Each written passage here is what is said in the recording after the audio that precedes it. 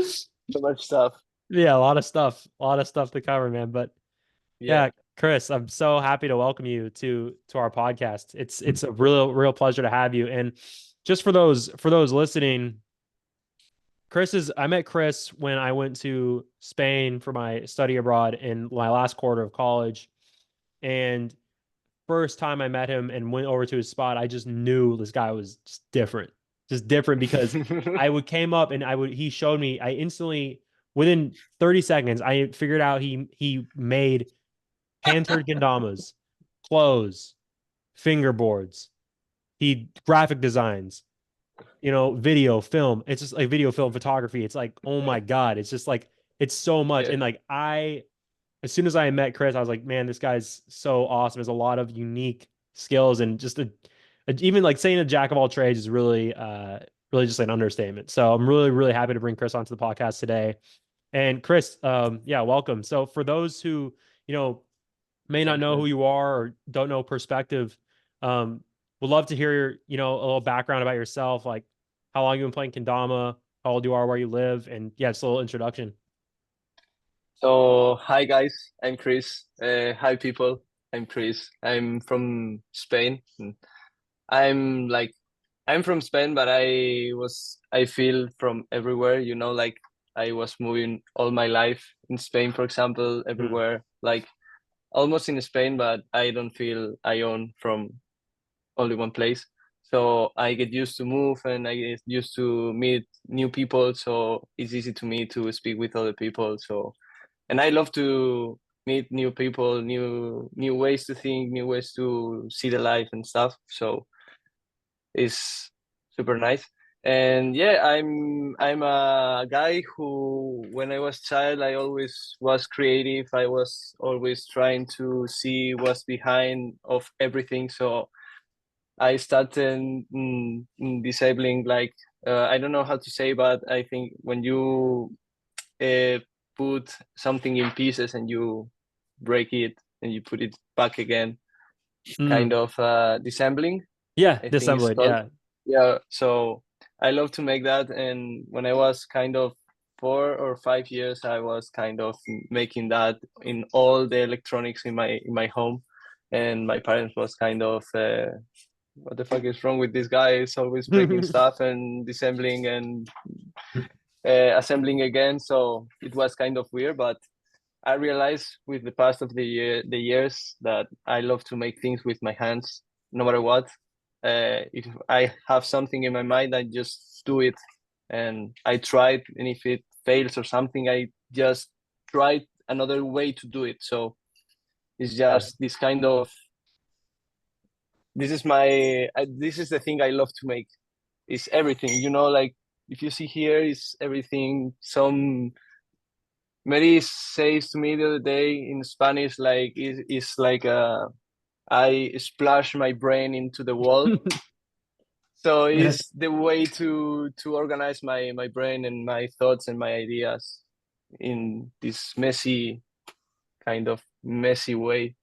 But it works for me in so many ways. But it's kind of funny and super weird thing that I love to. Is my life. Yeah. No, No. wow. Yeah, no, that's really cool. And I mean, definitely shows in all that you do, and all that you do and all that ever since I've known you to be a super creative, like Mm, a super creative in all the aspects that I said earlier. And of course, even with all the stuff in the background of your video right now, just yeah. yeah, just like you make all this stuff. And something you touched on, I'd actually love to get your opinion on and like your thoughts on this.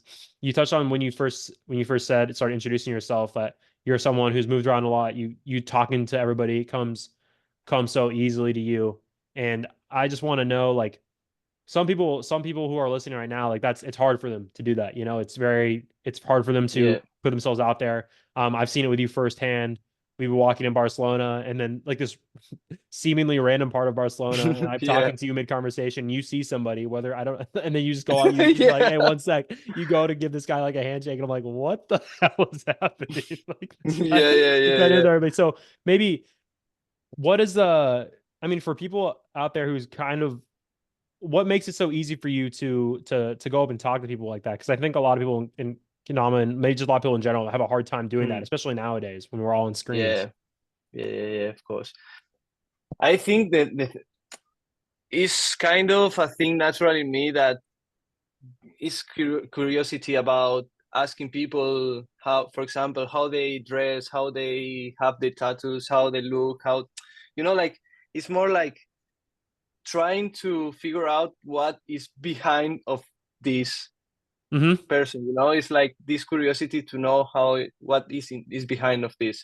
So sometimes I see something uh like a spotlight that I can, like, not a spotlight, like I see something like that takes my attention, and then I directly go for that. And Yeah.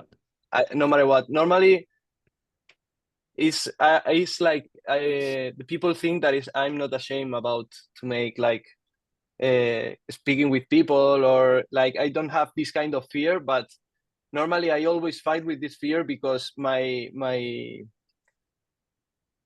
intuition to go for that and trying to understand what is behind is more strong than the fear to what this guy will think about me or something like that, because I know that people think every time think about you without knowing everything. So knowing that, I don't care about Yeah. the other people thing. So that's why I do what I do, like I do what I love, and I care about what the people think, but in a constructive way, like when the people tell you, no, you can do this to improve that, or maybe you thought about to make this, and then I take this kind of opinions and I use it for myself, and I use it for improve, or you know Yeah. but yeah, it's the way I think it's the good way to live, because if you take everything the other people tell to you in a bad way. Yeah. Yeah. I Mm. think that's awesome. It seems like you're definitely just genuinely, like you said, you want to like just figure out what's behind people, what behind what Hmm. behind for you, like the clothes they wear, tattoos, stuff you're drawn to, some stuff that you like yourself. It seems like you're like Mm. genuinely curious about people, which is really Yeah, I think it's a great way to live. It's you're always gonna find, and it seems like you have a really good mindset with this stuff, because it seems to me that you definitely just take the value for every interaction.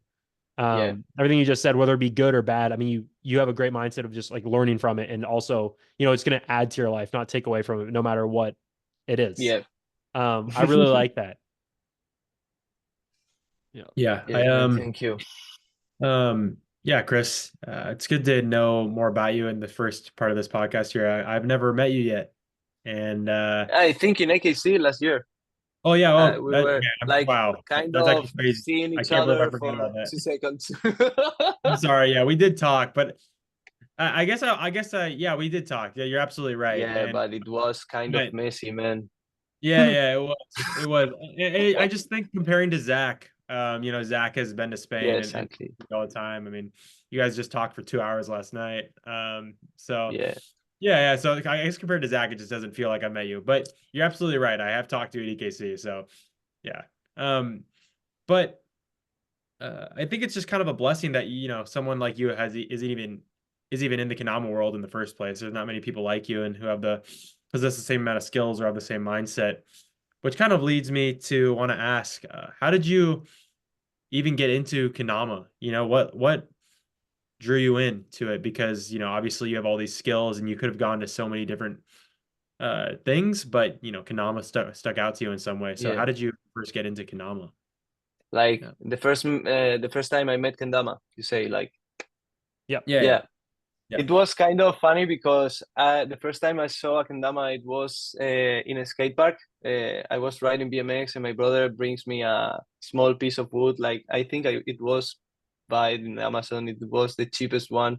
That the kendama you play, and you don't know where is the big cup or small cup, because everything is the same size, and it's so with the metal thing in the hole for the Yeah. Yeah. string. Yeah. So Yeah. it was kind of like that, and I was trying to make big cup, small cup, and I think it was in 2014, 15, I think 15, Mm. almost Mm. kind of. And I tried for 2 times, and I get bored, and I just leave it there. And my friend gave me one, and I was having there from so many time. I lose this kendama for, I think it was 15, 16, kind of. And before quarantine, in Barcelona, I was working in a club making graphic design, all the graphics and stuff.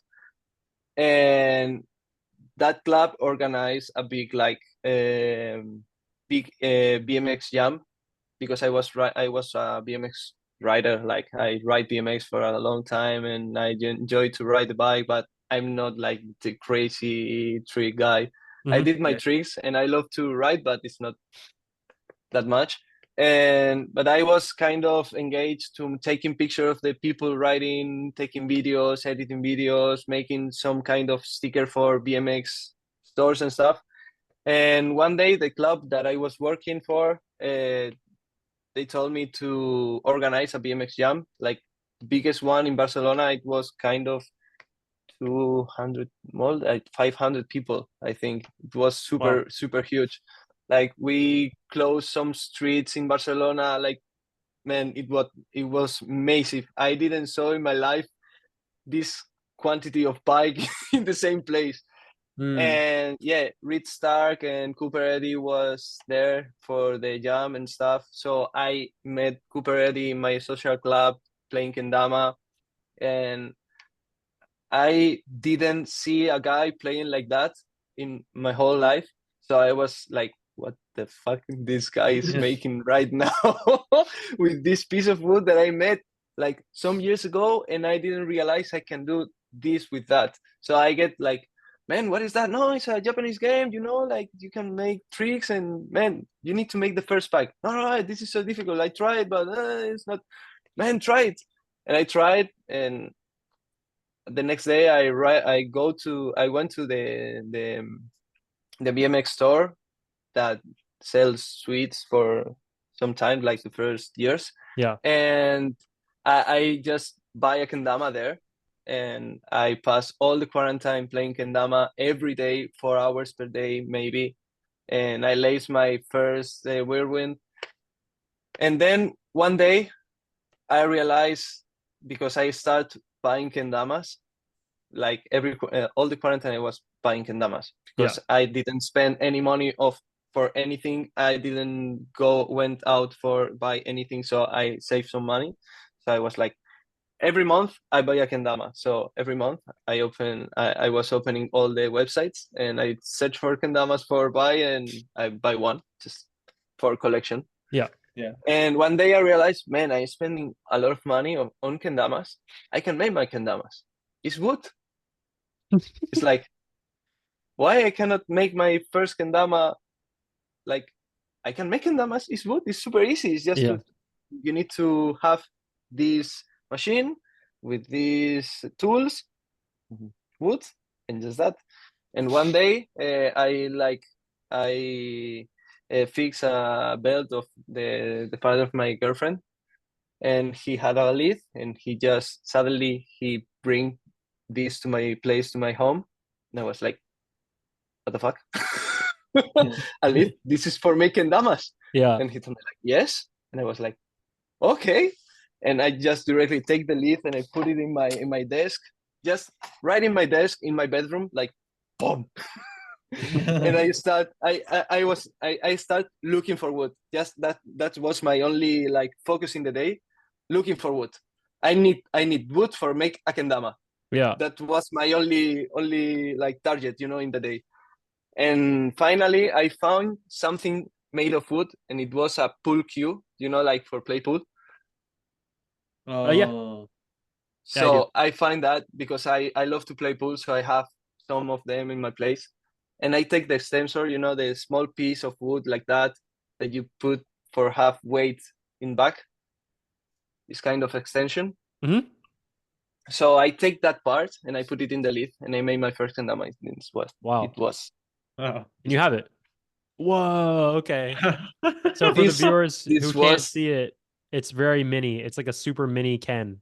It's my first kendama I made, and you can see here the hole. This is for the screw of the full cue. Wow, dude. Nice. So this was the first one. So wait, so let's back up for a second. So you got introduced to kendama at a club, like so Cooper, Eddy, and Reed Stark went into the club that you were just working at. Yeah. Wow, that is that's massive. That's massive, Yeah. dude. Wow, Yeah. that's because they could have gone to any club in Barcelona and they went into yours, and then you met them. Right, that one. It was like if I look back years, it's like, man, because like it's not possible. It's like it's so many coincidences. It's not possible to, like so many coincidences. It's not a coincidence, dude. Yeah, exactly, man. I was speaking with you yesterday about this, and it's like it's not possible. It's like the thing that breaks your mind and makes you like, no,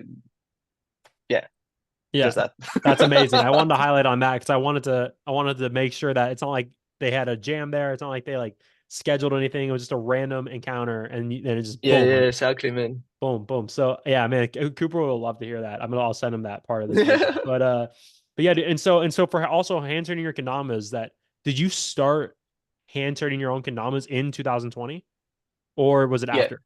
Wow. No, it was kind of 2020, end of 2020, first of 2021. Okay, so I started in that. Yeah, so and you started kendama what year? You like what year was that 2009? What year did they like come to the Barcelona? Day I started playing kendama, it was 20 of because my birthday is the 1st of March, and we had the lockdown at in 20. Yeah. I'm just trying to get like a time frame of when you started to actually make from playing kendama to making your own kendamas, because it's very fast. Maybe 9 months. Yeah, that's kind insane. of because I started like trying to modify the kendamas at the first time. The first time I received a kendama, I remember I received like, because I take like some like special pieces here, but I don't have here. I had the batch 2, like the Christian Fraser one, like the cafe. Yep. It was without the hole, the bottom hole. Yeah, and you tried to put it in. I take a drill and I did right directly a hole, like, and it was so loony, and it was like, yeah, I have a loony kendama. But yes, man, it's like every time I have something in my hands, it's like I cannot like resist to look how this piece is made. I've seen you do that. I cannot resist. I've seen you do that. Yeah, like just take it and look at it and all that. Yeah, it's like what.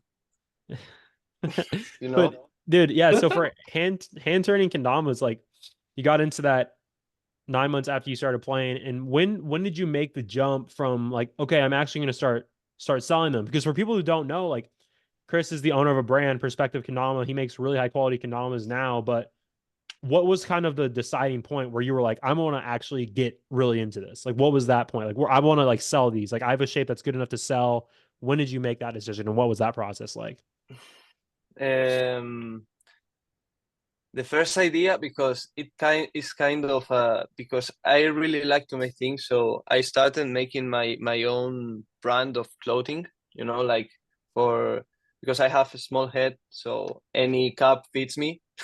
Yeah. So the first time I made a cap for me for try, and all the people told me, oh, this super nice cap, if you make me one, I can purchase it. So yeah, I can do it for you. And it's like, for example, 30 euros or 25, I don't know, just for small part of money, I can make you something. So when I started in kendama, the first thought was like, wow, this is a thing that makes you, because in quarantine I get super, like I get anxiety, so kendama helped me a lot with the focus, try to think about my things and to try to organize my brain. So it's kind of a mix of events that changed how we called yesterday, like just like change.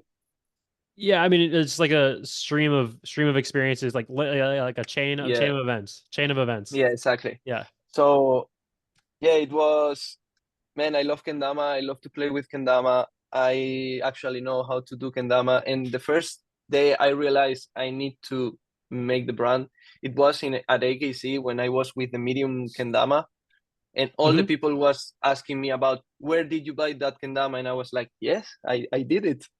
Yeah. So it's like the people want to buy it, the people appreciate the work is behind, because when I say it's hand turned, now it's kind of different because I'm making another line of perspective because the situation went like that.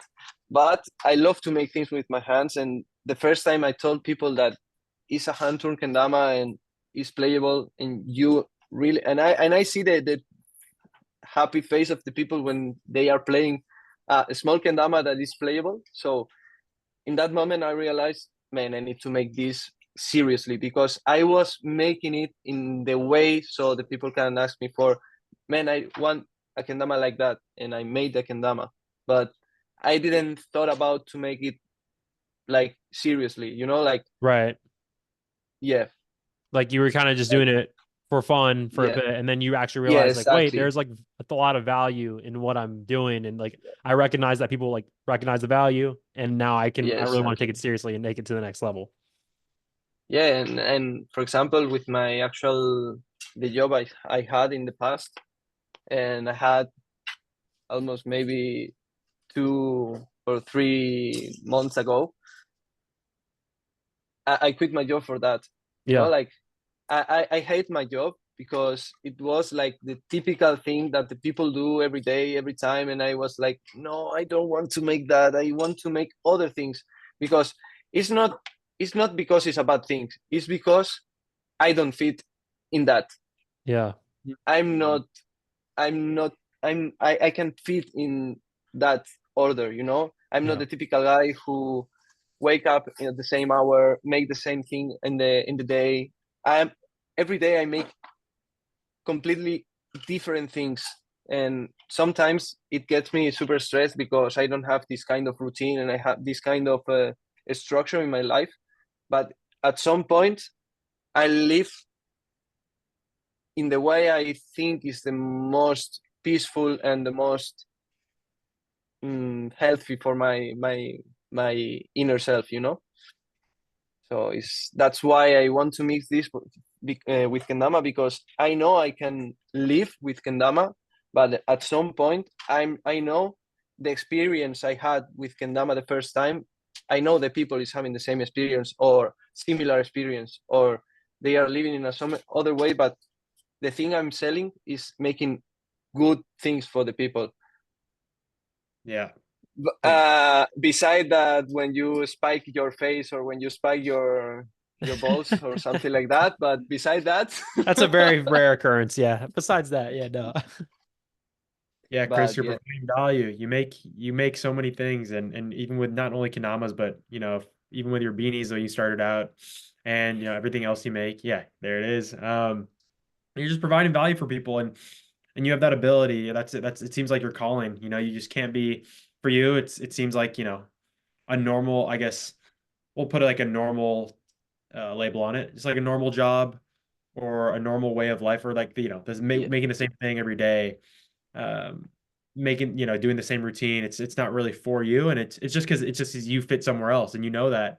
And yeah, I think there's other people who are out there who are struggling to who know they are maybe meant for something else or something more, and they haven't pulled the trigger yet. So hopefully, if some people are out there listening to this and can feel inspired by Chris's story, I mean, he he pulled the trigger, and there's a lot less. I mean, clearly he's just made it work, and he's making it work, and he's making so many things and literally creating value in the world, within the Kendama world and everything else. So, and he wasn't really scared to do it. He just decided to do it. So it's yeah.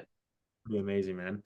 But you need to deal. Sorry, but you Good. need the thing. I want to, like, it's not that easy. It's like Yeah. I feel it, and I really love what I'm making now, but I wake up some days and I feel like, wow, Yeah. it's like, man, it's a big step. It's something like change your life, and it's not like the typical thing that you hear in the YouTube videos and the people Yeah. who get rich in the day. Man, I'm kind of broke, you know, like it's like, but Mhm. I'm super fine about this because I'm used to be like that, you know. Mhm. I invest the part of my energy in money to earn money to make more things. It's not I'm spending money for just for have something and just that. It's Yeah. like, but in this part of the time, it's super hard because I had to understand how to block some part of my like when you make something like suddenly, you know, like I had to stop. I had to think about what is the next step, because if I'm wrong, maybe I you know, like I'm Mhm. alone living with my girlfriend, so I take care of myself. I need to pay my stuff. I need to pay the stuff of the flat. So Yeah.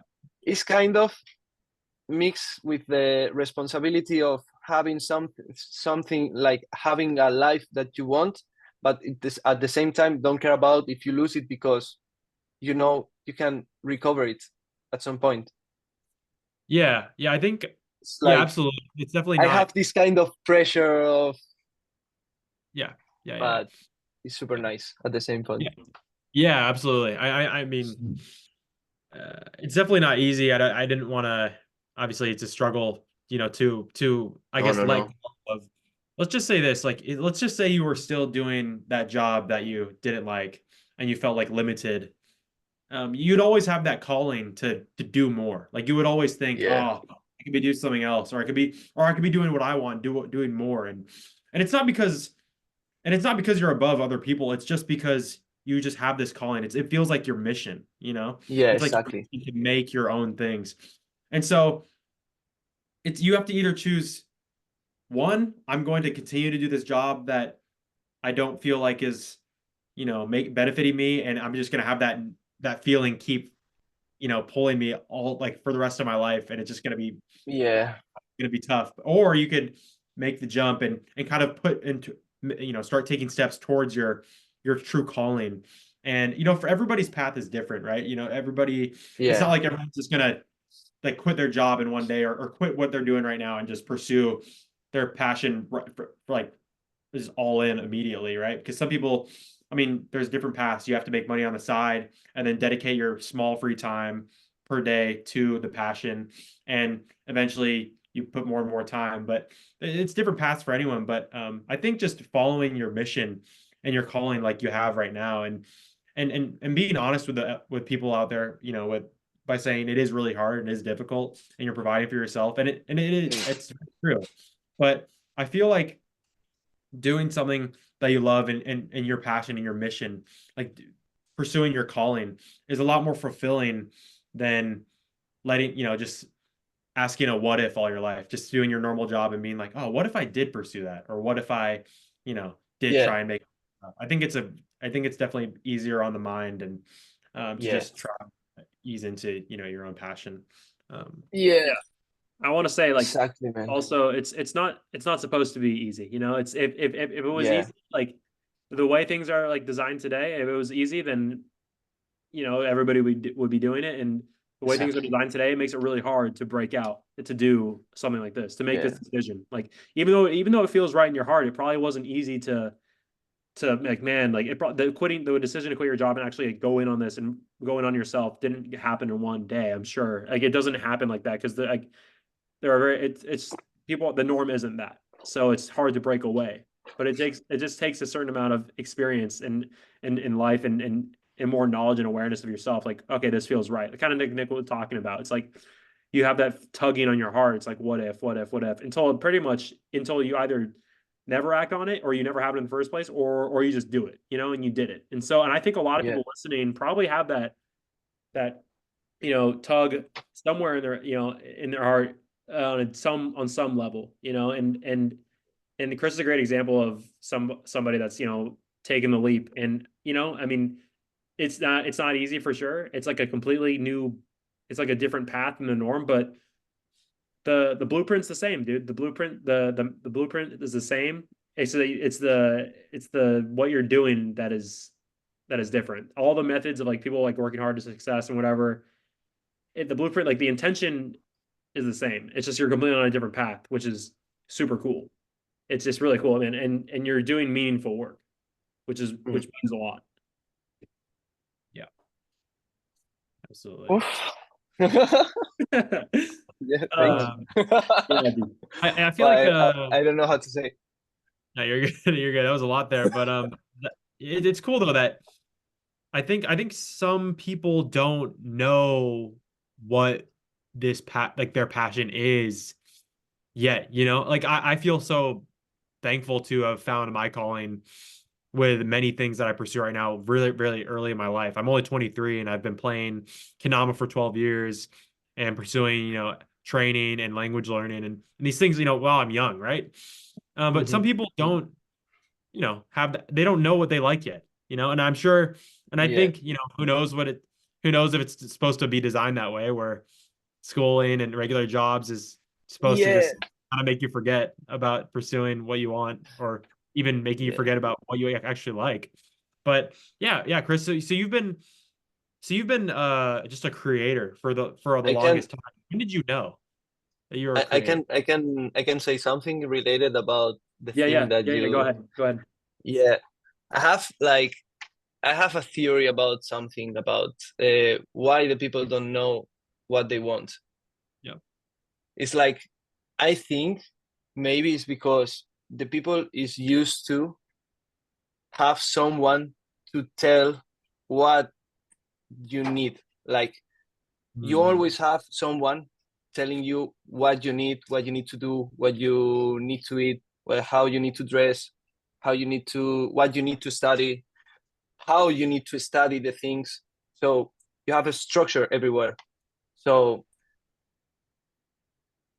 in so many ways, I don't have this kind of a structure for things on my life, but I see how this structure take the like the freedom of the people. Like it's not like the system is trying to, but it's more like the people get used to that, and then how they learn it from childhood, they put it like in the whole life, like as normal.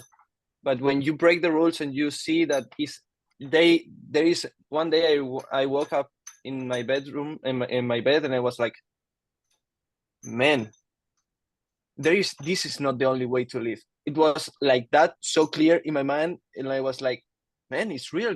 There is no only way to live in this world. You can live naked in the middle of the forest and no one maybe notice about, but there is so many ways to earn money, live, like there is so many ways as you can imagine. Yeah. But the situations and the things you have around sometimes take your energy and your focus from the thing you want. But if you want, you can do it. It's so ideal, but I think it's possible. If you really believe it, you can try to do. You can try to do it, and try to do it is just a victory, because you just try it. If you fail, you know how to don't do it. Like if you don't try it, that's the problem. If you don't try it, you cannot do anything. You just need to try stuff, anything, whatever you think. I think one thing I wanted to say, right, exactly, and segues right from that is, people who don't feel like they have something. And I honestly I know a lot of people are struggling to find a thing, not really even their thing, but like maybe it's their thing for now. Like a lot of people are struggling to find that, and I know that because in school and a lot of places that I've worked, 95% of people, I ask them what they like to do in their free time, and they say no, they don't have an answer that's like a hobby, or like a skill or something.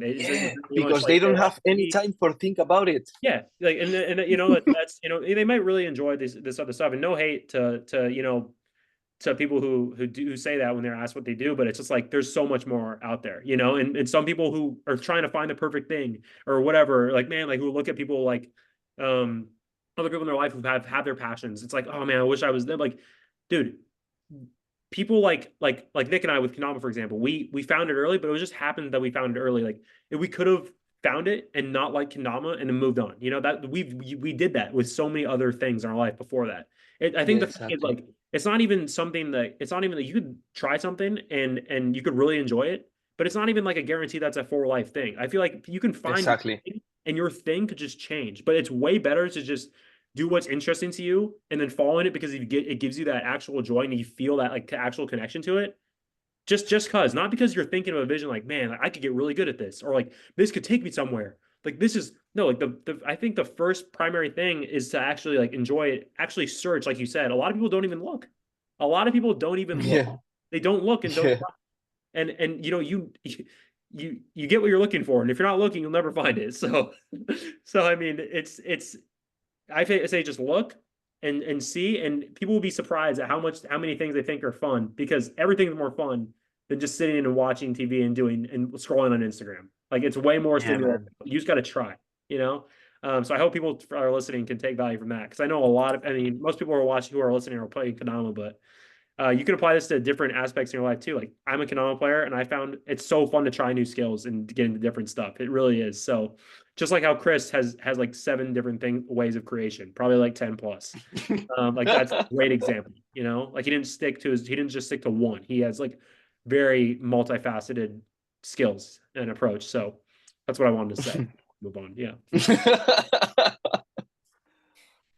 Yeah. Just that?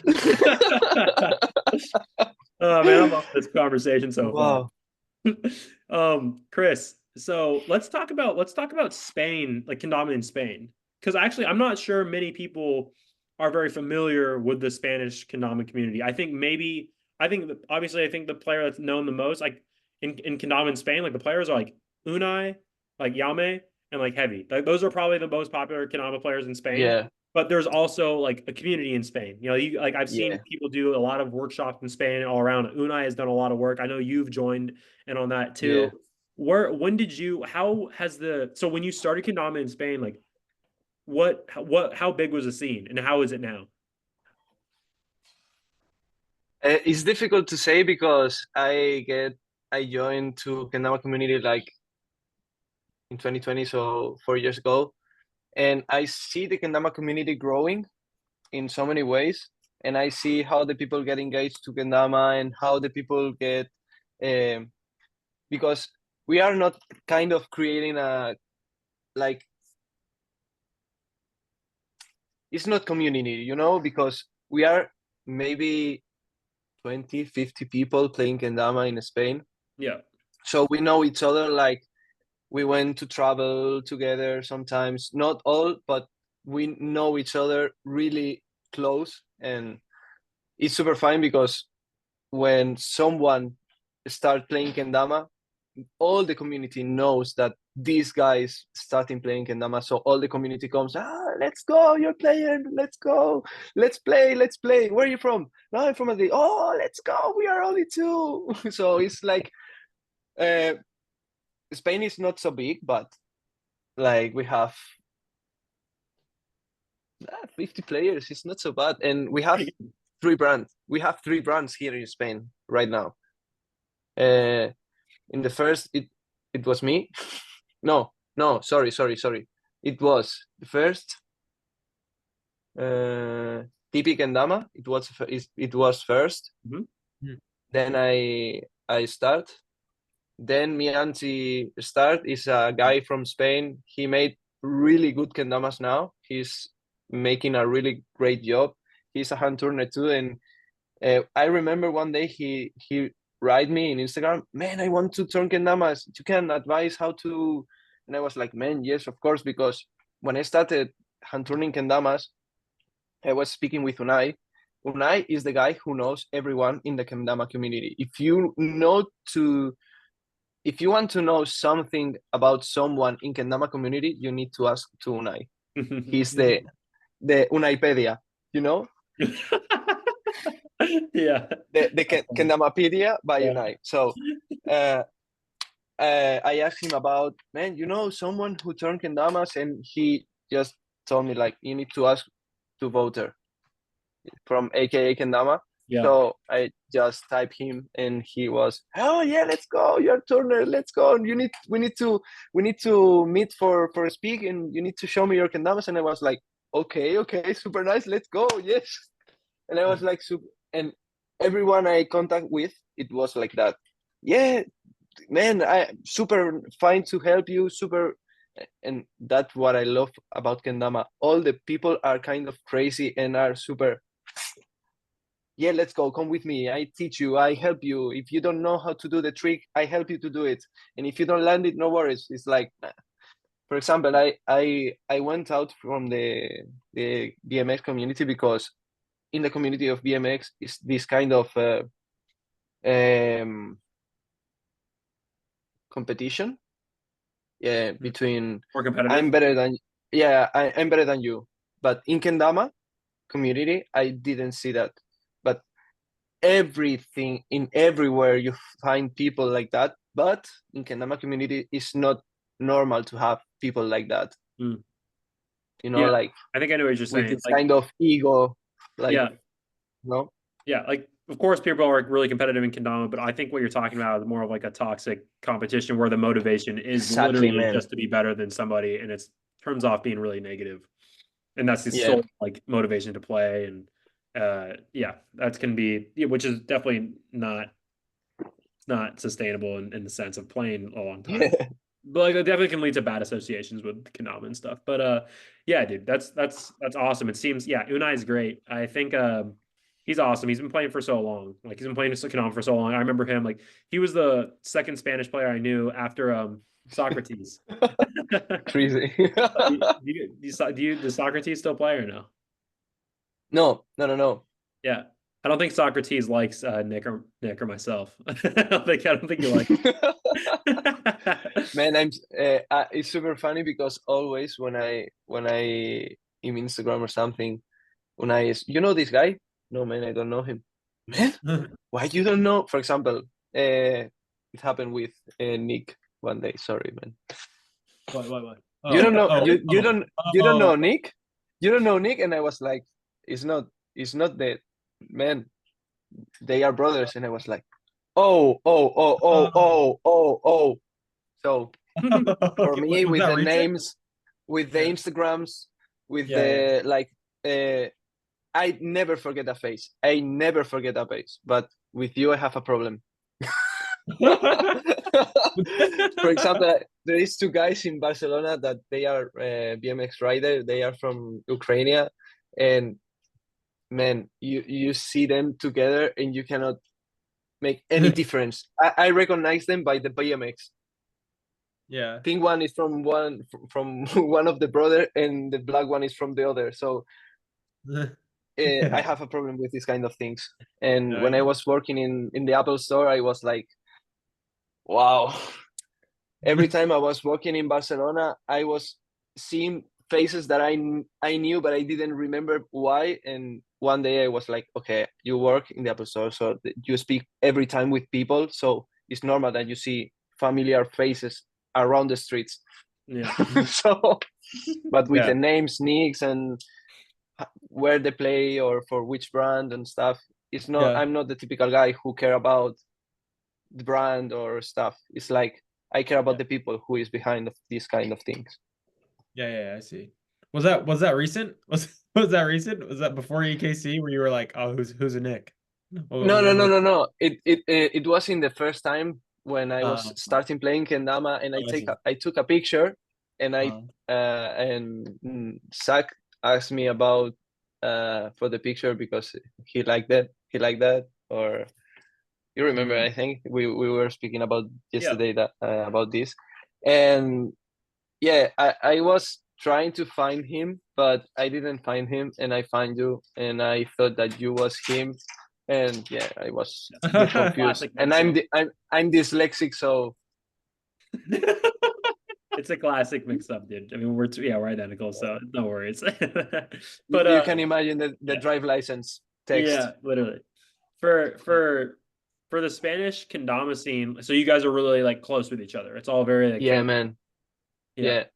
Yeah, I definitely felt that when I was in Spain. I mean, you guys really made my entire trip there. Like I remember I was there for about 2.5 months, and the by far and large the highlight of my trip was hanging out with everybody, all the Spanish Kendama players. Like honestly, Yeah. I remember going like to Barcelona like on Semana Santa, like you know, like going there with you guys and then hanging out and then like man, I don't know what my classmates are doing, but it definitely is about it's like 1/10 of like what I'm doing right now in terms of how what I'm having, like what I'm actually doing. I don't know what everybody else is doing, but like this is definitely the best possibility, like best case scenario for what I could do, you know? Yeah. Because Yeah. here, like we make like, for example, me, I consider a random guy who suddenly I start making another completely different stuff. And yeah, for example, I remember when we were like sitting in the area, in front of the bar, that we Mhm. were like taking something there and speaking with Peru, Yeah. and Yeah. and the who was the scooter? Josie. I think Yossi, yeah. He came there and we were chilling there for maybe 2 hours, 3 hours, Yeah. speaking with Yeah. you, and you Yeah. trying to speak in Spanish, man. It was super fun. It was That was super that fun. was like my first beginnings of Spanish. Yeah, no, just to hang out with you guys Yeah, too. It was really yeah. Okay, that was, Juzzy coming was actually insane. Like that was secret. That was such a yeah. It was. yeah. I was like, whoa. But no, I had great times with you guys. Like yeah, anybody listening right now, I mean, I don't know if you guys are going to EKC listening to this right now. I mean, if you can hop by Spain, definitely do it because it's Yeah. a beautiful country, but obviously beautiful people in the Konami community. They're so awesome. I mean, I got treated like family by everybody I got, I met there. And I mean, staying at people's house like Unai, Peru, like Yaume, Heavy. I mean, I had amazing experiences. So anybody listening to this right now, if you ever want to go to Spain and you're a Kendama player, like just know that you're gonna be received beautifully by the entire community there, because you play Dama, and obviously Dama in Spain is kind of scarce, but I mean the scene's good, but obviously 50 players, it's not super huge, but it sounds really tight knit. But so you're gonna be received very well because Yeah. they love Kendama. They really love Kendama, and it's really it's awesome. They're great people over there. So whoever's listening, definitely check out Spain. I'm honestly, it's one of my goals to live there for over a year one day. It's still at the top of my mind. Just the method to get there is going to be a little different. But yeah. I just want to encourage anybody listening right now to do that. And we'll be seeing you at EKC, right? Like you're going to EKC. Yeah, I didn't book the tickets yet, but I will go. I will go. I'm sponsored this year. Yeah. I'm late about all the pre-orders and stuff, and I'm postponing everything, delaying everything in the time. But I will go. I will be there, man. AKC is like now for me is kind of mm, I think I need to do every year. Like Right. my first like thing I wanted to make a brand. The first day I realized I wanted to have the brand, like seriously, it was in AKC. So it's kind of a personal and special thing I want to make every year, and it's super super special for me. Yeah. Yeah. So And yeah, Zack. this year is kind of special. It's more special because I have like other vision of the brand. So I think is the perfect moment. Oh, I'm excited. Yeah, I remember the first yeah, EKC when I met you 2 years ago. I tried your first, I don't know if it was your first shape, but it was your first mini little kendama there. Yeah. Yeah. I remember it was this one, I think, especially this one. Yeah. Yeah, I think everybody was having a lot of fun with it. And I don't know if a lot of people knew you back then, well, compared to now. But yeah, now you've made more than just super mini kendamas. Now you've got the medium shape, the standard shape, the chest shape. You have all these things, and I'm excited to see what you come out with at EKC or what's dropping. I don't know. I don't know what it is, but something's coming. So I think there's a lot of stuff for that. It's kind of special thing, but it's not so big, but it's something special. Yeah, Like for sure. we work Oh, with my brother and other people, and it's super. It's a small detail, but super special. yeah. Let's go. Okay. You I'm will, excited for that. especially, I think, especially you will love it, and you will understand it because I don't understand Japanese. I only tell you that. All right. Okay. All right. Well, that sounds good. Yeah, man. Gosh. Yeah, Zach and I are looking to, I mean, you guys obviously talked about this yesterday, but yeah, we're definitely going to Spain, and I'm excited to meet all you guys, and you know, Man, let's go. Zach has been I'm super talking about excited too. Spain. Yeah. Zach has been talking about Spain for the past 2 years, ever since he went, and being like, oh, and, I'm like, yep, lead the way, bro. So yeah, he's gonna lead me through Spain, and we're gonna have a lot of fun with you guys, and it'll be really fun. So yeah, I'm really, really excited. It's gonna be awesome. Yeah. Yeah. Yeah, Yeah, Chris. man. Dude, I wanna ask you what.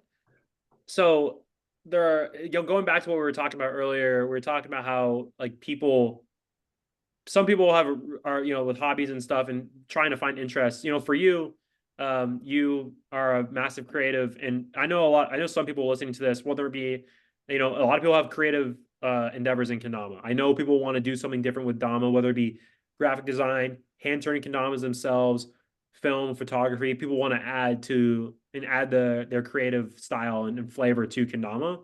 And I know some people listening would like to do that and would think it's cool, but they haven't started yet. For people who want to start but just haven't started yet, what would be your advice for them? Mm. If you want to start like playing kendama or making like something creative or start something new, you mean like?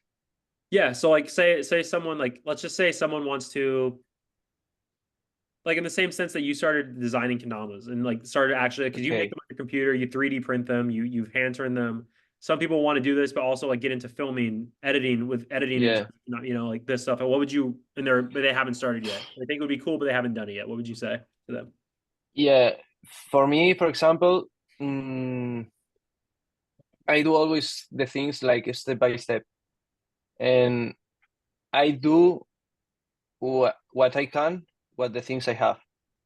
So everything you have, you can do anything with whatever you have. Sometimes I get so stressed because I know how to do something, but I need, for example, one special tool and I don't have it. So I try to figure out how to do it without that tool and with the things I have here in my place. So you can make holes with a knife. You can make holes with knives. You can make holes with a screwdriver. You can, you can use everything for everything. If you can imagine and you think about how maybe can works. So for example, in photography, you can just take a shitty camera from the 80s or from the 19s, say you can start making picture with that. And if you know how to do it with that shitty machine, you can do, imagine what you can do with the professional Yeah. tool, with big tools and with super nice like quality tool for make everything. I mean tools, as I mean the guy who want to start writing like text for, I don't know, brands, and he start making the, I don't know, letters for his girlfriend. So he have like these 3 years making letters for his girlfriend, and Yeah.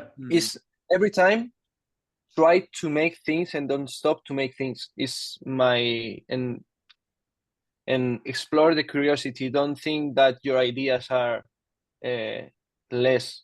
Like if you think about this, try to think about why you think about that. Mm. you Yeah. you don't have to just keep that you think, oh, for example, I imagine a flower smiling. Okay, flower smiling, nice, super funny, for example, in my case. And I just try to draw it. The first step is draw wherever, Yeah. in somewhere. And one day I was, why I don't do it like big? And one day was one night with all the tugboat of the boxes of the shipments for the kendamas. I was drawing a big flower, like maybe 1 meter for 60. I don't know. It was super big. And other day I was, man, I know how to tattoo. I have a pre-place in my leg, so I did kind of the same flower, happy flower in the leg. So it's every time to try to explore what you can do next. I think that's the point, to try to move next and try to do stuff. Don't stop. Yeah, like less thinking, more just trying, right? Because I mean, I think a lot of people get stuck with trying to find the perfect tools and the perfect method, exactly, perfect way, the perfect teacher, and they faster if you just actually try and you learn through the experience. So yeah, there's some people who like ask me sometimes, I don't want to learn this trick yet because I want to know the best way on how to do it. I don't want to make any like bad habits at first. And it's like, well, you're gonna stay at the same spot if you don't try anything. So anything is better than what you're doing right now. And so that goes for the same case. If you want to create kendamas, it's like you don't need the best tools, you don't need the best anything. You can just try. And once you figure out how to do one step, you'll just want to see, you'll imagine the next step and be, oh, what if I can do it like this? Or what if I use this tool? What if it's, better? Then you just start going on that path, like you're saying. So just trying. Yeah. Less thinking. It's the same. Yeah, it's the same when you start playing kendama, for example. I freak out with my brother, for example. He improves in 4 months in kendama. I never imagined my brother playing kendama because he was like, I was making the brand, I was making everything, and he never played kendama. It's like, but 4 months ago he just decided to start playing kendama. I teach him the whirlwind. He made the whirlwind in 3 days, and then he started playing kendama. Yeah, like playing, and I want to make that trick. And he was like, boom, I want to make that trick. And the first time I was playing kendama with Unai, he told me like, man, I want to make, I remember it was the juggle.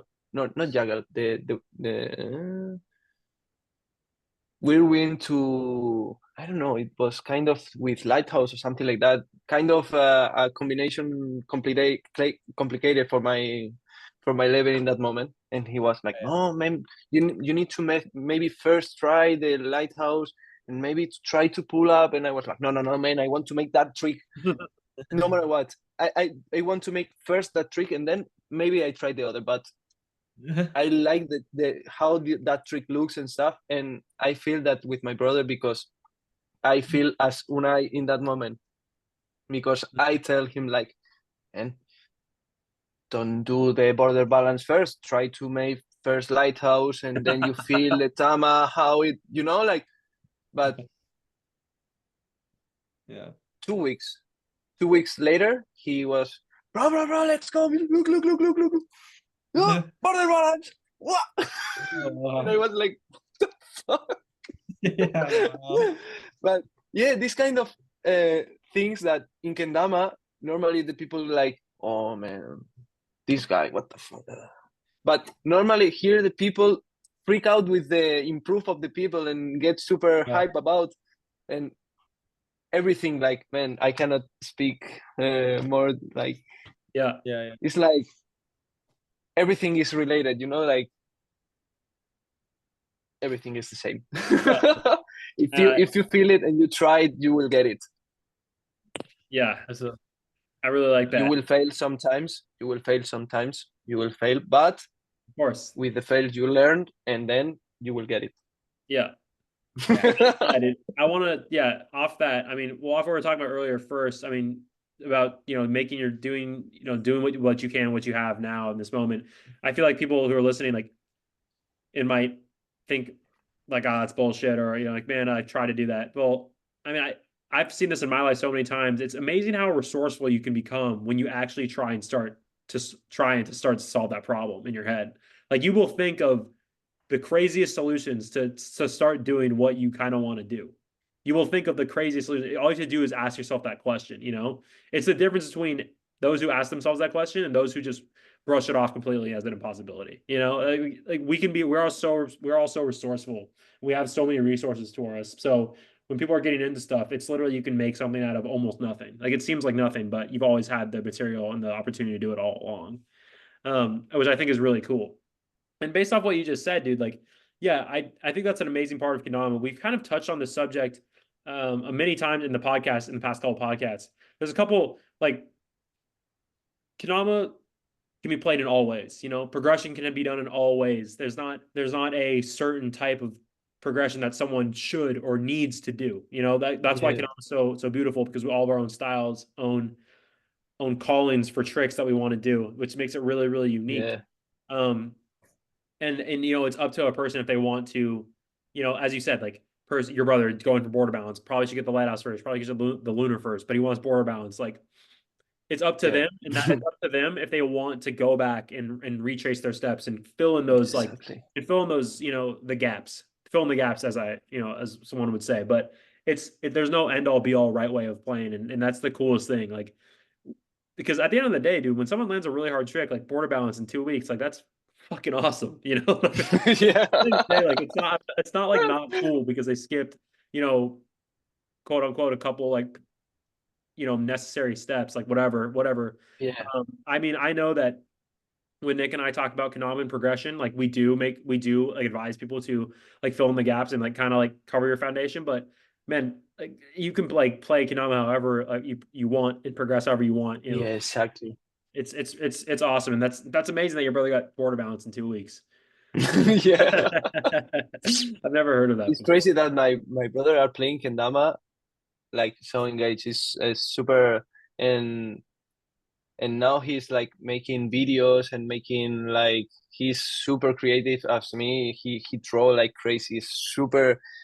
He made like kind of a spiritual draws. He imagine things and he don't really understand what he's drawing, but he draws something and it's a big piece of art. But man, and now I see how the creative thing helps to Kendama, because it takes you like the limits, because normally it's kind of a small fear that you don't want to try because you are scared to fail. But normally fail is something that teach you how to don't do it. It's the same as we talked before, but it's the same. So you just try and just enjoy. I think the most part we always we are forgetting about every time, and I am forgetting, is enjoy everything, every step of the journey. Like if you fail, enjoy it, because you will never fail like that again. And when you will remember, you will understand how and why you fail. So every time it's like it's man, it's beautiful. I really love to this kind of a therapy. I feel like, and you know, you're a creator, so especially you, when you fail, you know, you fail at creating. I'm sure you've gone through many processes of, you know, trying to make something and you know, failing at making it and making it, like, just throwing it away, doing it again, or prototypes and all these things, and you're just like making things, disassembling, making things, breaking them. You know, you've gone through probably more failures than, you know, many out there, you know, with what you're into. And you know, you make clothes, fingerboards, kendamas, and you're very experienced with graphic design and photographs and photography and film and these things. And what is your I don't know if you can, I don't know if you can name it, so I'll give you a top 3. What have been your favorite 3 things to create so far? I don't know if I think that's maybe a difficult question, you know, out of the things you've made, whether it's kendamas, some type of clothes, but what has been most enjoyable to create so far? I cannot say a special thing. Maybe sewing is the most thing I like to make. And in opposite, I fucking hate it because I need to cut fabric, and is it's something that is the process. It's not just to make the thing. It's just the process to get that point to make that. Is and when you make it and you make it like okay, I go to explain it like that. I see in this way because I go to put like a kind of spiritual and philosophic. So I see in that way. We think that we cannot make something by nothing, no? So you can imagine, and then nothing happens. You just imagine it, and it's your imagination, and you keep it here, but you never brings out to the world, and you cannot touch it, you cannot see it, so it's not real. So something that it happened to me when I imagine something that maybe it's something super silly, maybe a dick moving or walking, yeah, you know, like actually yesterday, but I need to see that in real life, like in physical, you know, like bring the mental thing, like the ethereal thing to the physic. So I think this is the thing. It moved me to make this. Like I want to see my imagination in real life. And when I discovered, for example, the 3D printer, it was like, man, what's that machine? What's that tool? And I was like, man, I can do everything. Man, I did even like lenses for the camera with the 3D printer. It was like, if I can imagine, I can do it. Wow. Yeah. That's a really, like technology. Yeah, it's insane. I saw you 3D printing kendamas.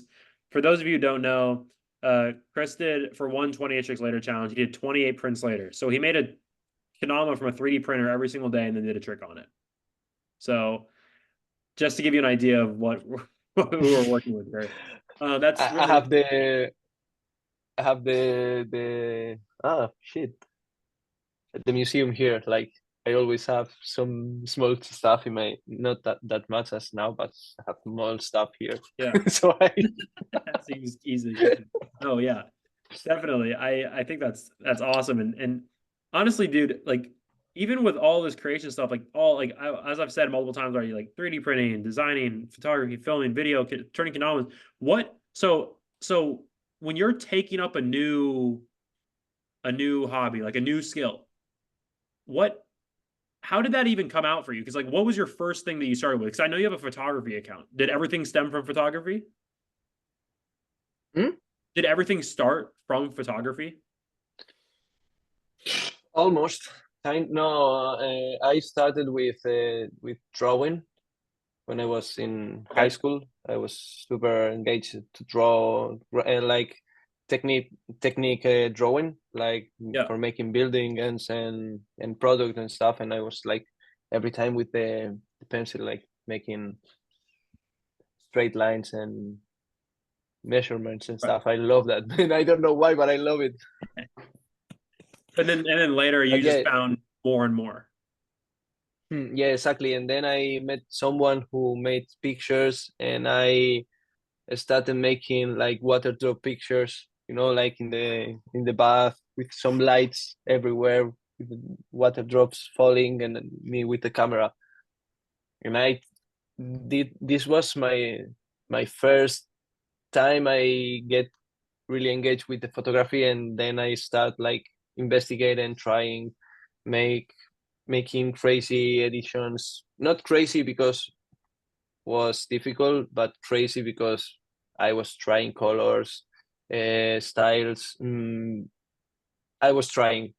If you see my Instagram, like maybe 6-7 years ago, you can see like mixture of colors and styles and some stuff. Yeah. But now you can see a same pattern, kind of same style, same thing. Right. Because I found the right, I don't know, the thing I like. And I'm changing every time. If you see my Instagram, you can see color changing, like gradient. Mm-hmm. And this is my I don't know why, but it mixed with my like state, like humor. Yeah. If I'm super happy, you see colors, like vibrant colors. If I'm a little bit down, you can see like more gray colors. It's super crazy, man. I looked for my Instagram sometimes, and it's super crazy. You can see it so easy, but it's super funny at the same way. Yeah, dude. It's Sorry, man. I go for other no, ways it's all good. sometimes. We're going all over. We're going all over in this. I almost forgot like what we were talking about. Yeah, But no, me too. Yeah, man. Always I speak with friends. It's happened the same. I don't know how to like. Sorry. No, dude, you're good. You're good. So yeah, you started a lot with drawing and photography, and then kind of everything else kind of came along with that. I'm sure it came along naturally with being more involved in BMX, wanting to contribute with that scene, coming into Kendama, wanting to contribute there. I'm sure you honed your graphic design skills further and further because you were working on Kendama projects. Like you're like, well, if I'm turning Kendamas, I have a brand, I have to do graphic design. So I'm sure that it encouraged you to do more and more and more, and to give you more opportunities to hone that skill. So man, that's great. Yeah, that's awesome. And as for other creatives in Kendama, you know, there are other people out there like Jake Weens with filming, Colin Sander. I don't know even know if you know Colin Sander with filming, but like he's a really good filmer, and there are also these OG filmers and then new people who are also hand turning. I know you know a lot of hand turners in Kendama, a lot of good photographers, a lot of good artists, especially in Kendama, who are making amazing Tama designs. Who are your top five creatives in Kendama, and why? We might not. I know it's a tough question. We might not even put. Like depending on how you want to answer, or like how much time we have. Like we don't have to do all five, but yeah, just a couple people if you want to say. It's super difficult for me. The first two people maybe I tell you is AKA and Andrea from Shardama. Yeah, like hand turners. I know Shardama is super crazy guy. Detail is like it. He touched like the maniatic like detail. So I really love to see him working, and his work is super accurate. You know, like you say, every time the kendama is super equal, and Wouter he's like kind of the same, but he enjoy every time he's turning. I see him sometimes turning because I have video call with him because when he is working, and I see him like turning, and his face is completely pleasure. You know, like he's in the moment, enjoying the moment, and is completely in the moment.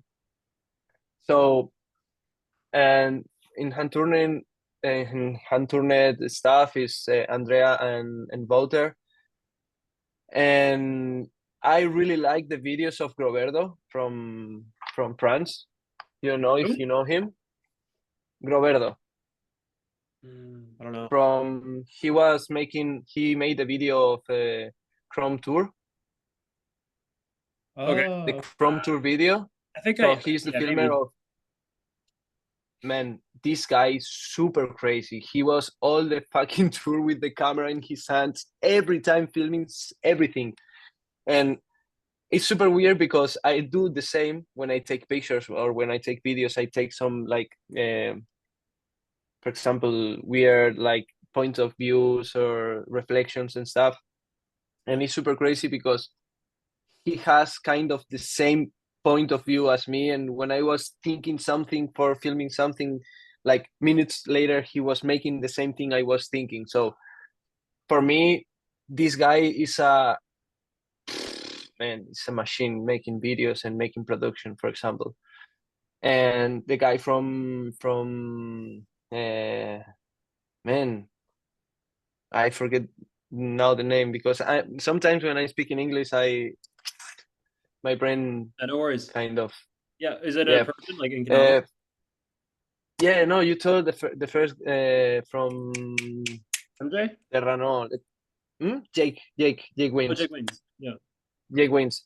I met him the last year in AKC, and I was speaking with him about photography. He gave me for a while his lens to try, and I was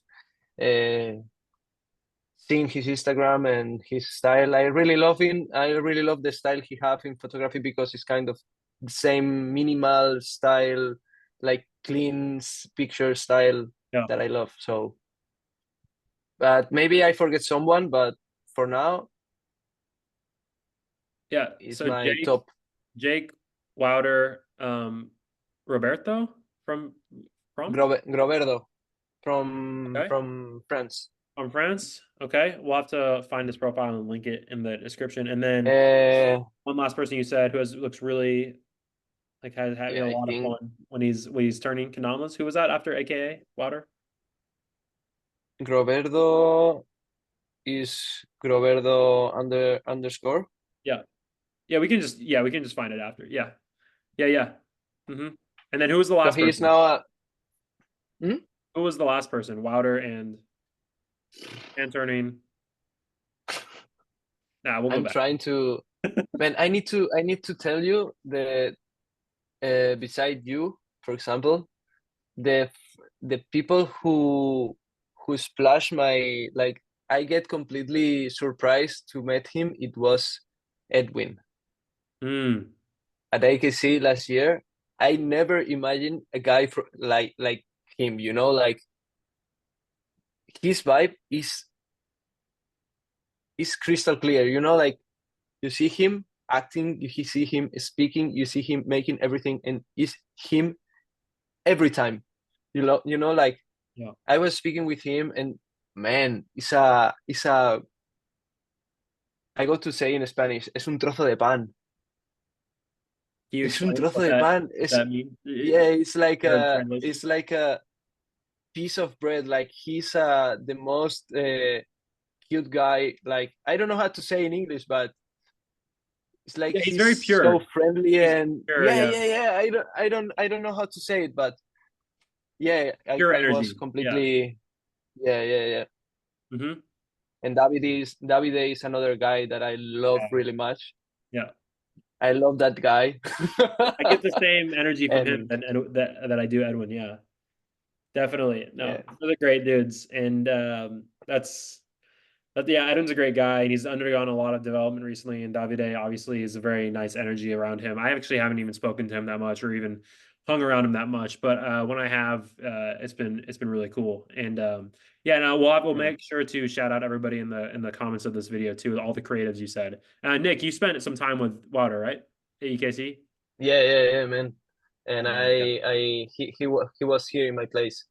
Man, Soma, what the Soma, man, Soma, you see his videos? Yeah, he's good.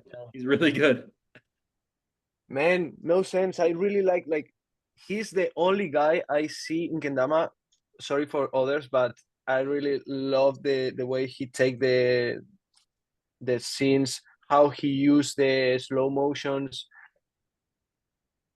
Like I see the work behind this filming. Man, Soma is such a crazy guy for taking videos, and man, I really love it. I can't forget His this guy. style and vision, right? His style and vision are very different. Like they're very it's very attention grabbing. It's very attention grabbing. You can just tell, you can see the skill in his work, and you can see the skill more so if you actually do the work yourself. Like you were just saying, like you're a filmer, photographer, you can recognize more of what he's doing because you actually do the same stuff. But yeah, and his style in kendama is so unique and does not the norm, very diverse. And so, and yeah, No. do the same thing with his filming and editing and photography and everything like that. And which is, yeah, I mean, he's a great guy. He's doing really cool things. He's already not like the norm of a person in Japan. Like, would you say that, Nick? Like, Nick, would you say the same thing or? Yeah, well, he's definitely not taking the normal path or the path that everyone takes in Japan, you know? I mean, he's actually not working right now. He's just doing his own thing, filming and yeah, pushing kendama. There actually are some kendama players like that in Japan who are trying to just pursue kendama and do their own thing instead of, you know, becoming a salary man or just a regular or just, you know, like taking the normal path, right? The path that is cut out for every Japanese person, you know, and or most people. But they're trying.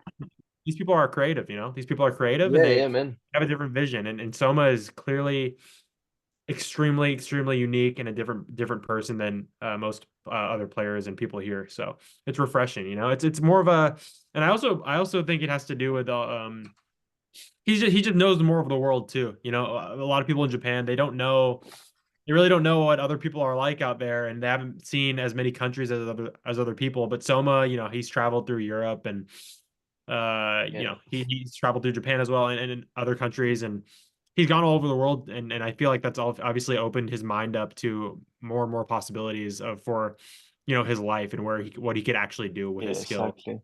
So yeah, he's very unique. Yeah, he's awesome. Yeah, man.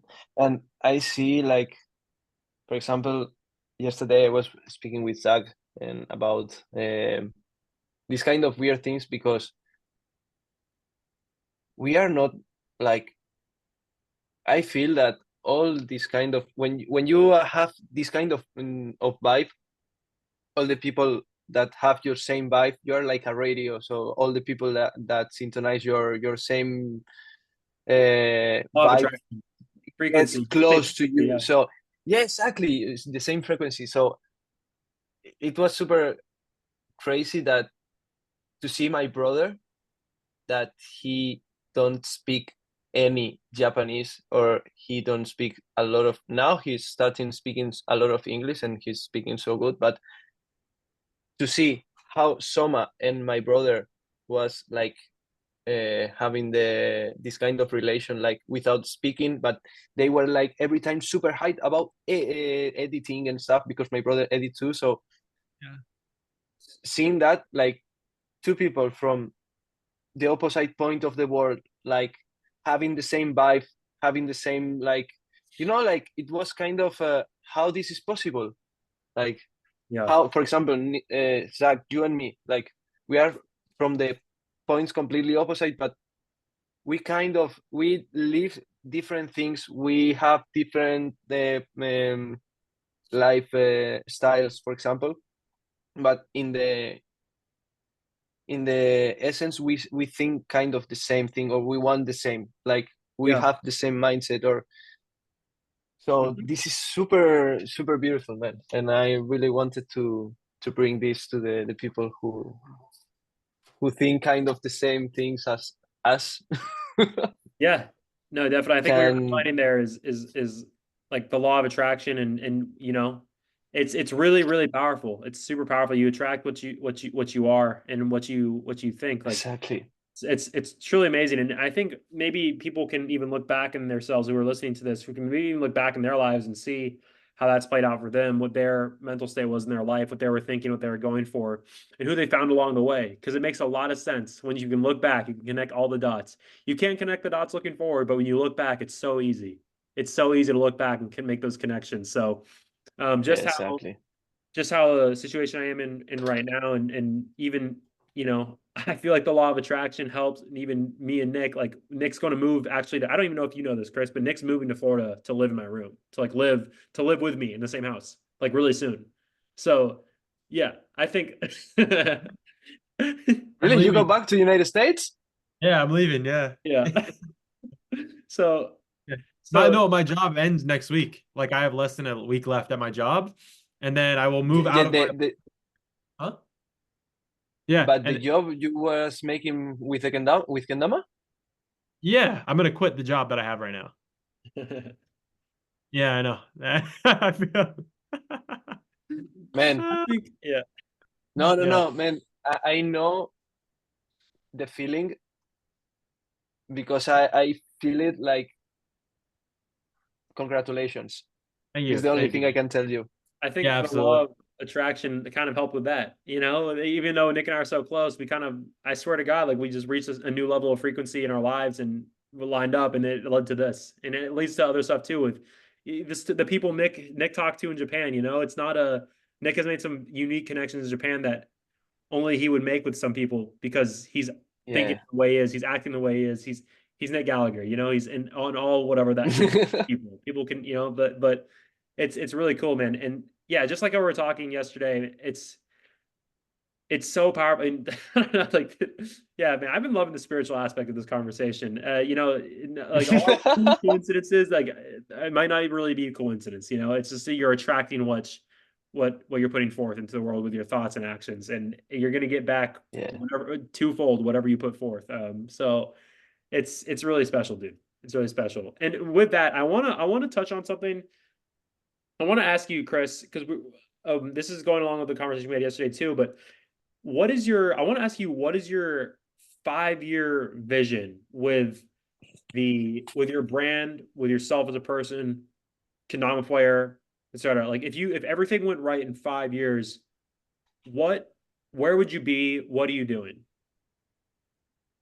Oof. I saw that question in the list you gave me like days ago. Is the only one I cannot answer because I have my vision is, maybe I can ask you, not in Kendama, but my vision of Kendama is in maybe is, I had the first time I saw Kendama and I see like the Kendama community, I was like,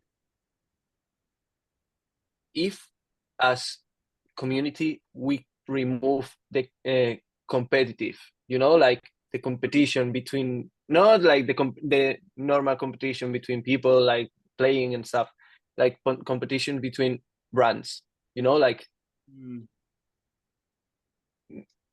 if we get everyone as one community, we can make everyone bigger, like imagine, man, you can do whatever you want if you mix brands and if you mix players and if you mix everything, and you will make the Kendama community grow as one Kendama, just that. But then in Kendama world, you have different brands for different people. So I think that's the good point, like, because normally you see every day in the world, you need to have your the ideas, and if you have another idea beside that idea, maybe you are not in that idea, so you are weird. So why don't think bigger? Like every time in their life we see, like, for example, we will put like typical big brands, Apple and Microsoft. They was every time fighting, like they was every time, no, I have this, with this kind of things that every we see everywhere, like in relations, in everywhere, in the human communication. So if we remove this kind of fighting, and we can like make a mixture of everything in a good way, we can do it. I think so. For example, I with Mianzi, is a guy from here, from Spain. I want to have him like as the same point as me, because if I get like if I work with my brand, I want him to work too, because if I want for me, I want it for him too. So and I go to help him whatever they need, and I know he will help me whatever I need. So why don't to make this around the world and between everyone? Like this is my vision of 5 years. I hope that it will be possible, and I see at some point that it's going in that way. I think we have so much work to do if we want that, but I think it's possible.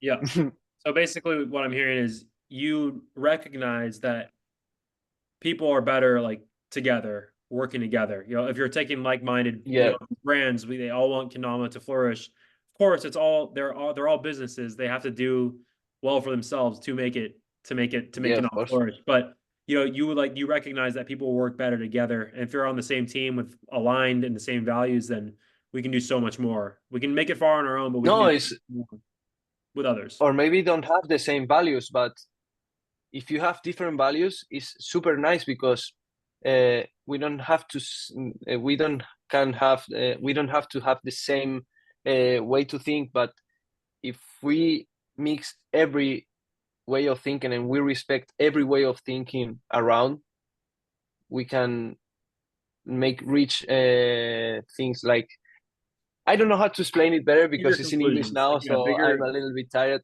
But no worries. Like bigger visions. I know what you mean. Like you see a bigger vision if we all exactly work more together. And Yeah, and I think people who are listening, obviously the community of Kendama is very positive, but it's not all like sunshine and rainbows. Obviously, there has been stuff in the past where people, different brands, different people Sure. are, do shitty things to each other. That has definitely happened in the past couple of years, and definitely in the time who anybody is listening has been playing. It happens in Yeah. every industry, and so I think that's what Chris is alluding to, because Chris may know a little more about that. But it's just like, yeah, I think what Chris is saying, a bigger vision can be achieved. We all work together, and we know where we can achieve more together. And that's Yeah, for awesome. sure. So you want to see more of that in 5 years? Okay, yeah, no. I think Nick and I And want to be part of that too. and as me, as I hope, I want to here to living in Spain. And yeah, I want to my brand grows and all the people can visit me and can hang here, and because I love to have here people and know who is the player behind of this thing I'm studying. I know I cannot Who's the person behind the know player? everyone, but it's like every time I sell a kendama and I see someone playing it and enjoying it, and it's like, man, he's playing my baby. Oh, He's keeping my baby. yeah, So it's like it's super beautiful. It's not like just a kendama. I sell it. I take care of it. I try to. I take care of the design. I take care everything is balanced. But like it's your creation, dude. It's your creation. So I totally yeah, understand. man. Like, So100%. I think I see myself in 5 years making the same I'm making now, but in more structured way, in a little bit better. yeah, Always. dude, yeah, that's awesome. I think right now Nick, you want to move on to Instagram questions? Yeah, I've got a couple pulled up right here. All right, shoot them. Yeah, man. So I got a couple, and I will first start off with this one's from Chavi Flip. Are there any tricks that have different names in Spain in Kendama? Perdón? Sorry. Are there any tricks that you may like call like that you call differently than in Spain, or just anything you guys have? Yeah, kind of 360. We call it. For example, the tre flip. We call it tres flip. We Oh, try okay. to, and for example, in Spanish, we always try to translate everything, and if we cannot translate it, we call it like that. For example, lunar, between lunar, like we kind of change everything. But normally, we in kendama tricks and stuff, we try to respect the most of the name of the tricks. For example, my girlfriend is super funny because when she see a kind of kendama spinning or something like that, she always tell molinillo. It's a name like the typical thing that goes around and takes the air and makes electronic, like the electric power. I know what you mean. I'm So kind of she imagining tell like like that. a wheel, like a hamster wheel, and like a hamster running. Yeah, Like, exactly, exactly. Yeah, molinillo. oh, The windmill. I thing think I know. Yeah, you windmill. Yeah, that too. Obviously. so yeah, we she's more creative with names, for example. Hmm. But normally we call it like lunar, like usual. For Okay. example, I forget some names, and if you make a big line, I cannot tell you what is the name of every trick. Maybe I can tell you some, but not every. Yeah. I'm Yeah. super bad with that. No, a lot of people are like that too. Yeah, it's easier to just show people than to say it. But okay, so you try and just say most things as they are. Yeah, don't change the names too much. But um, the next question is, did you have any art or design schooling growing up? Yeah, I have some of them. Every day I have like new ideas and I have new I do some like sketches with some ideas like super rough every day. Oh yeah. So like I'm every day I'm thinking new things, and sometimes it goes directly to the trash in the folder that I will never try to do it because maybe it's so difficult, or maybe it not works, or I don't like it a lot, or I don't know how to do it. So I have a folder with full of ideas, but yep. I see. Yeah, I yeah, and then always yeah. Did you maybe well, I didn't understand a little. I didn't understand a lot no, no, the it's question. all good. Fine. Uh, Okay. that was a, I mean, that was a good answer, but I was also wondering if you, when you were going to school, did you Okay. have any go to any art or design school? I started and I stopped. Okay, yeah, nice, nice. Okay, Yeah, cool, cool. I start my high school and then I stopped. I tried to make like a next degree, but I start 2 months and I didn't realize. I realized that I wanted to make another thing and I wanted to try to do it in another way. So I started Yeah, to make drawing and stuff. yeah, I started a degree of design and then I stopped and I started making photography and other yeah, works. Everything I learn by myself. Like I love to be my own, like to investigate and try to find the right yeah. way. Absolutely, man. That's awesome. Next, yeah, last question I have here is so the inspiration behind your shape, your current shape, the standard one or the one year, the past 2 years, what inspired, like what did you look at other shapes to inspire that, or which Actually, ones did you look at? Yeah. actually, yes, the first shape I really loved was the Dao one. This is my Mm-hmm. first shape that I loved. When the first time I saw that shape, it was wow, man, look at that shape. But I saw all the kendamas. All the kendamas are so like curved shaped. You know, like every time you see curves in the kendama, everything is curved. But I always love to make like straight lines, like with some edges and angles and stuff. And the first time I touched a kendama, I was like, why I don't find any kendama with sharp edges, with like straight lines, like completely straight. And then I was making the kendama. And another point about this is with the tools I had was more easy to make a straight kendama with angles than to make like rounded shape. Mm-hmm. But actually, I did one in medium, like different shaped. It's kind of the same, but a little bit rounded. But it was kind of a test. I want to make, I don't know when, but it's like kind of a test a little bit. But yeah, I love to make the straight things, so that's why I did this shape. And chase Yep. is because when I did the first time, I saw this part and I was like, man, this is like a chess piece. So Yeah. I call it like that. Awesome. Just that. That's cool. I wanted to know where the name came from too, so that's pretty nice. But yeah, Zach, any questions on your end? Yeah, I just have one that we didn't cover. What's your favorite trick, Chris? Border balance. Okay. Yeah. Nice. Yeah. Is the, for example, when I was riding BMX, I did tricks and stuff. So I have like similar tricks between kendama and BMX.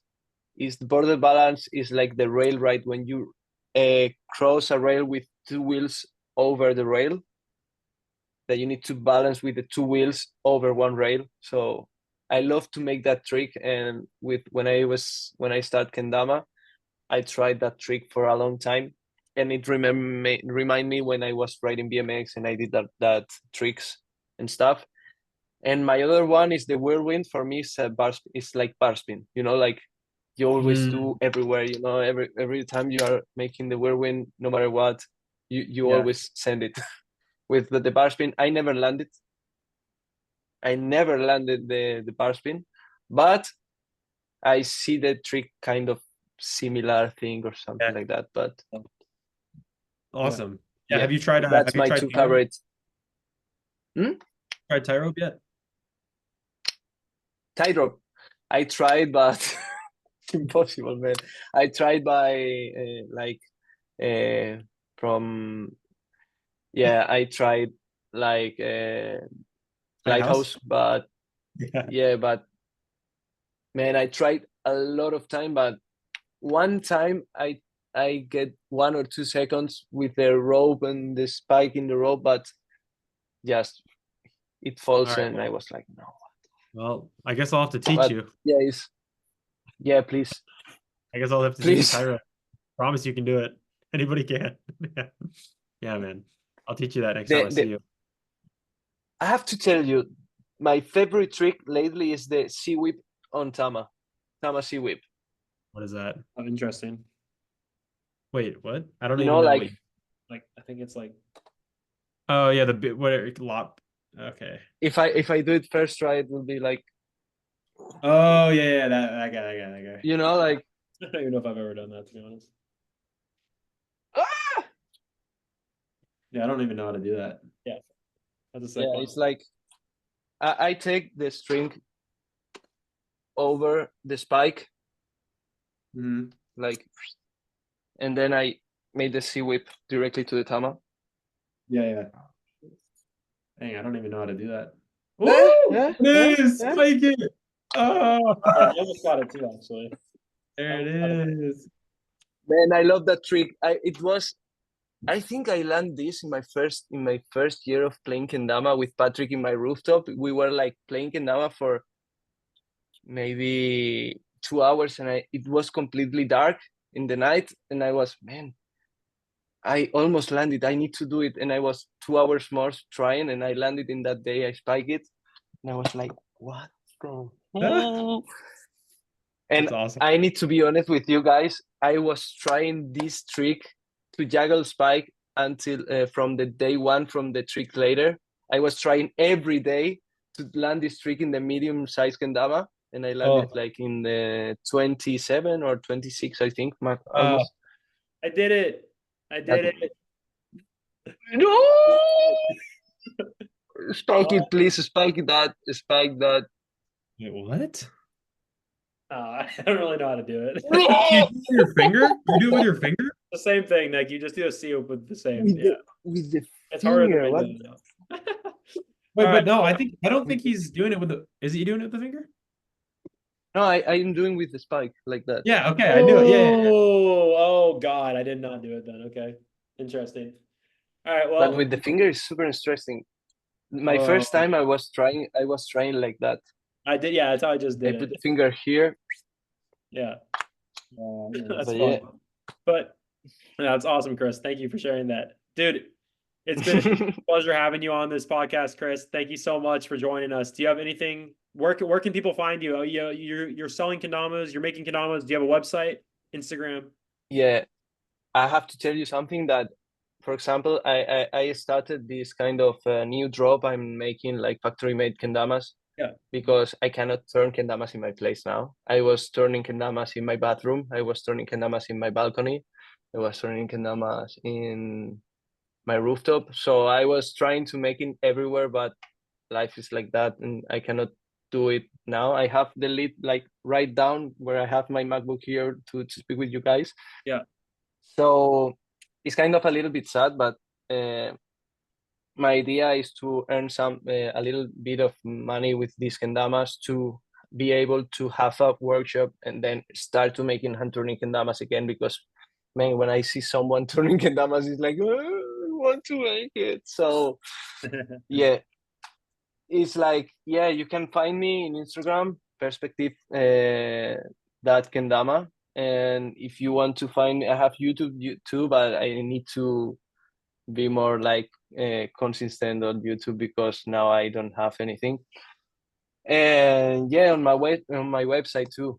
You have all the links in Instagram, but the website is super easy. It's perspectivekendama.com, all together. And yeah, you will love the new designs. I really put all my effort in the like image and the design because I want to see all the people how I feel making this and how it's my my vision of kendama, and I want to express it in colors and designs and pictures and videos and stuff. So that's Dude, me. awesome. Thank you. I'll leave all your And links thank you guys. in the description. And yeah, thank you, dude. Appreciate Thank you, it. Chris. Yeah. Appreciate Thank you guys for having me and give me this opportunity to speak with the people and with you guys. And I want to tell this to you, Nick, but I was speaking with my friends lately, like Mhm. with my girlfriend and my friends, because I was trying to maybe make a podcast or try to go to podcasts, and then Zach told me that, and I was like, he reads my mind, or what the fuck? It was kind of in the perfect schedule, and I was super excited about. I was a little bit like nervous, but it was kind of a really good experience speaking with you guys and sharing, and it's super nice because I wanted the people know what I feel and what I see about kendama, and Yeah. Incredible, yeah, dude. super proud and super happy. Yeah, dude, I'm really happy to speak with you again, and I'm really happy to let more people know about who you are and what you do, and maybe when we go to Spain in the next couple of months, Zach and I, once we see you there, maybe we can do another one. Maybe we can record another podcast in Please, person. sure. Yeah. Here in my coach, Yeah. Let's do it. in the aesthetic filming place. Yeah, for sure, man. Well, awesome, Chris. Thank you so much, and we'll talk to you soon. You too, guys. All right. You too, guys. Thank you.